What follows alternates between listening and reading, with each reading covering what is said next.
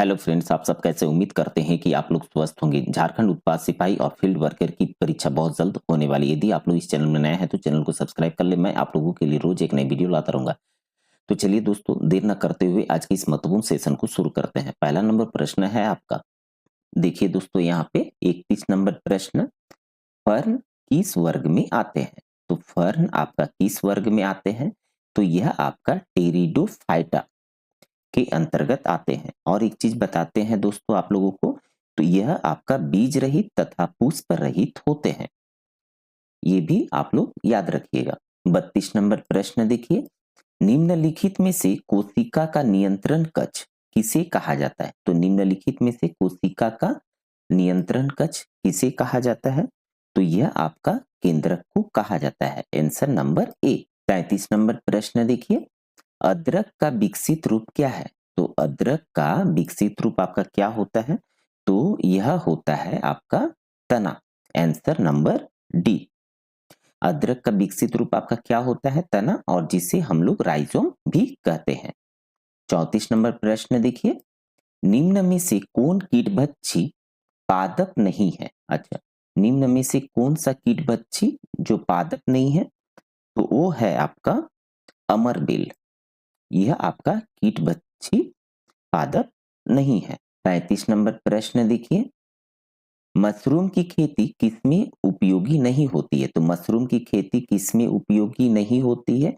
तो दिए गए 4 विकल्प में से जिसमें उपयोगी नहीं होती है वो है आपका अनाज रोगों का जैविकीय नियंत्रण, जो मशरूम की खेती के लिए उपयोगी नहीं होती है। 36 नंबर प्रश्न देखिए।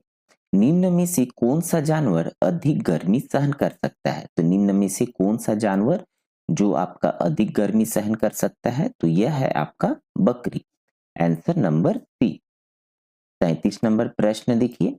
प्रोटीन को क्या माना जाता है? तो प्रोटीन को क्या माना जाता है आपका?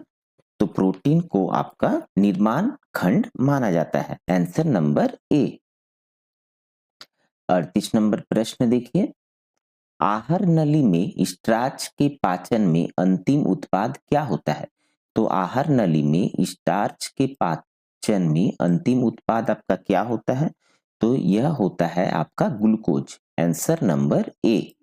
39 नंबर प्रश्न देखिए। तिलचट्टा जल में जीवित नहीं रह पाते हैं क्योंकि इनका श्वसन अंग होता है। तो तिलचट्टा जल में जीवित नहीं रह पाते हैं क्योंकि इनका श्वसन अंग क्या होता है? यह होता है आपका ट्रिकिया।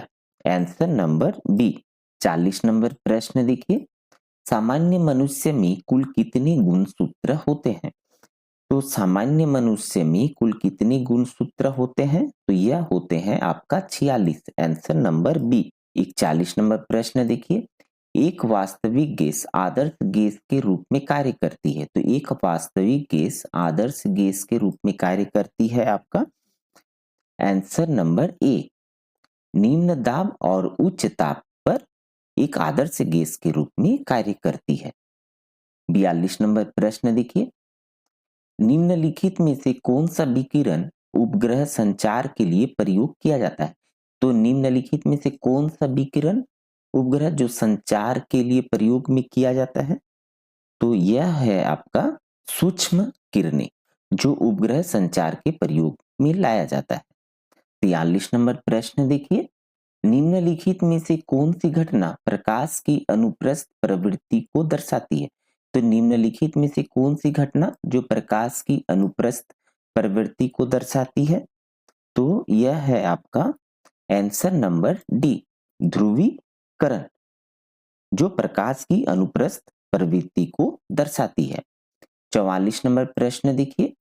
ध्वनि प्रदूषण की इकाई क्या है? तो ध्वनि प्रदूषण की इकाई आपका decibel. Answer number A. 45 number प्रश्न देखिए। संवेग परिवर्तन की दर किसके समान है? तो संवेग परिवर्तन की दर आपका किसके समान है?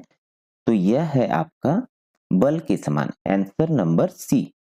46 नंबर प्रश्न देखिए। वह प्रक्रिया जिसमें पानी के पाइपों को जंग से बचाने हेतु उन पर जिंक धातु की परत चढ़ाई जाती है, तो डैश कहलाती है।